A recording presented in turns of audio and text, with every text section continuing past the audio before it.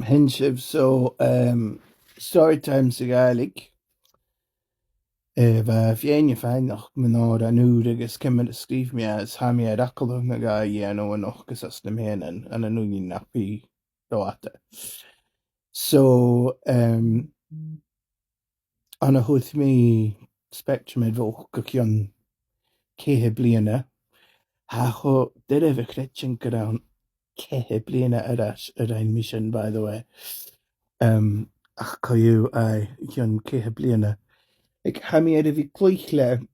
buillion agus déanú traachs mar sin nach díadach a clúich mus sa fiochan rut an úra agus bheit na buillion sin acham siúnata san uair sin nuair a chuaigh mé hín is Rionnag Rachel Walker chuaigh sin commission teistina sanna dhéanú depositions as on Celtic connections san úileach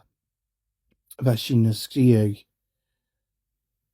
fad míos in as an sin agus bheit difriúd an acham as an éile mac an big agus mar a bheith go sé agus bheit sin na gúpa éad árainn cálaigh árainn úra ach thug mé an tóran bíalún láí agus bheit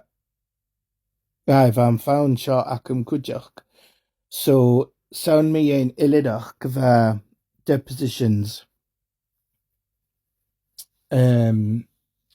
stéide iad a bharstach Anton Floyd Hayes agus ha chum acu an leor sin bhling go fééis bheith go dtí depositions ach bheit sin scríobh bheit sin chlach na bharstach go bheith sin nach bheith cuideach go scríobh rut an úra cuideach rut an ag an hín clachad na hunn cuspadan is mar sinach agus bheit mis son gin LGBTC a scríobh an a hais go bhfuil tóir fácarí teann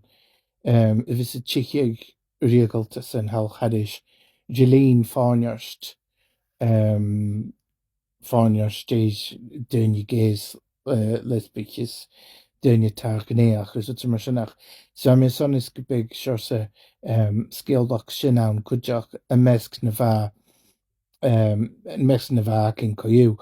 Ach go cheann hall bhaintóir an roiata in iad an íse is an depositions agus bheit sin na gopla difa sinna daran agus luchciúil agus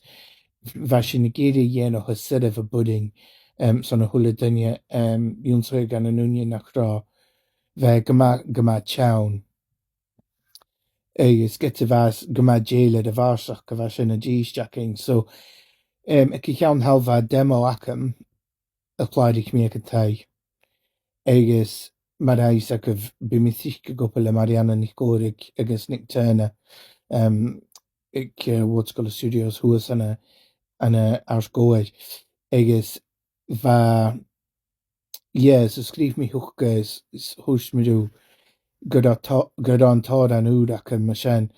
gus bheit me san a chláirigh so sin a réin mí so bheit mé gopa becan iad an áir an a ríis le Marianna becan iad a Ghàidhlig agus bheit Nick chuideach go gopa éid struchttar an árainn bheit de chuid fetarráta so bhacham dí rut a dhiadach agus a dhéanana becan is tinne agus sin a réin mí so chláirigh mé anna hinne agus an ó sin hadáis acham na bheit mé sanna dhéanú a dá mé gus a chomála san chláirúra dhéanú dá me sanna chud amach a Bandcamp Spotify mar sinach ach na a hánig Marianna thucham bheit chuid programadá san BBC Radio na Gael bearsta scuhan mar eil si bhéid clointin an stré ag Marianna bearsta scuhan bhéim si bhééis teachlis chuú bheit chuid programadá mé na runachan Svéid ó go bige an tárainn sin imimechéos sé brasna go bheith sin gá a níd an íse tíideach an rud chuid mar scúil agus cadam áiste gúine a clointein So se sinne a chut mí dóm, so ha go bhí idir radio an nicht de bhlaid an lúnastal. Agus am tíach an dáchas chuú gan bí a toáil be an ada ha dúhas a dolas an éachgan a dráiste hih na fágadach agus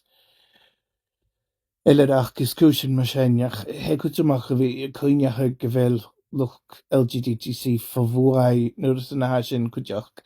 agus bheit díireach a géirí na scéalach gin sin bethe achgus an a hásid an ásdóla me an bé. So ha me dachas goú go bhfuil antá an aá sibh sé chiaúid a ha me sé a bhí anna ruchchathug mar sin. Mar is si bhí mé gopur le daile ha fatta nasjáalache na mí éid ruchchathgus an techniciach mar sinach le ha me sé ceasci le scíag faoin agus a scíag báach gach. Ach sé Joe experience a bhan díadach a bhí gopur le nic agus chum sinníachchan chuú sfa sin gopur is cáach, so mar a hús me am dachas go bhfuil le cáisigh agus licah fis agus beag cínteach bhí géisteach